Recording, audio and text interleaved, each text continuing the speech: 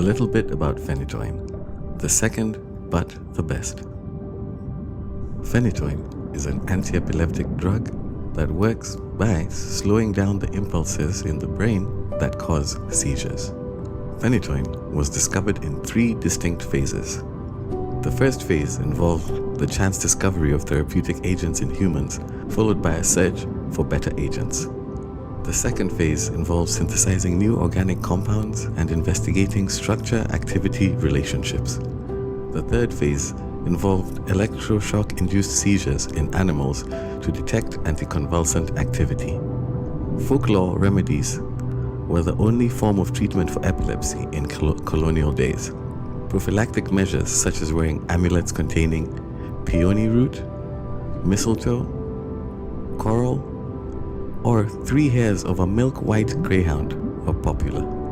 By the end of the 18th century, Bostock reported that epileptic seizures could be controlled with 15 grams of silver nitrate and Peruvian bark.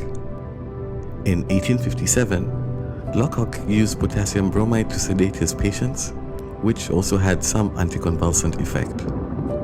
In 1912, Hauptmann reported that phenobarbital showed excellent anticonvulsant properties in epileptic patients.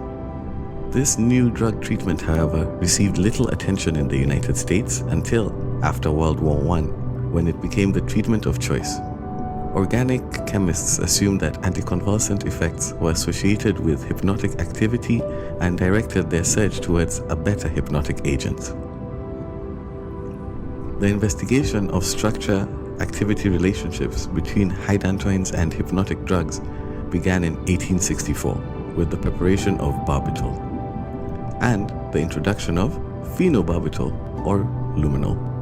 In 1923, Dox and Thomas prepared different phenyl derivatives of barbiturates, but none showed any hypnotic activity. They concluded that most barbiturates with aliphatic substituents in the 5 position were good hypnotics, whereas the corresponding aromatic derivatives showed reduced hypnotic activity. Acetophenone came close to being an aromatic hypnotic, but the addition of a phenyl group resulted in the loss of its hypnotic activity.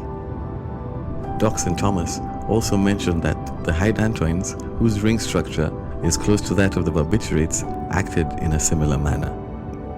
N-methyl derivatives of barbiturates and hydantoins were introduced in the early 1930s, acting as prodrugs and less toxic than their parent compounds, leading to the use of hydantoins in epilepsy.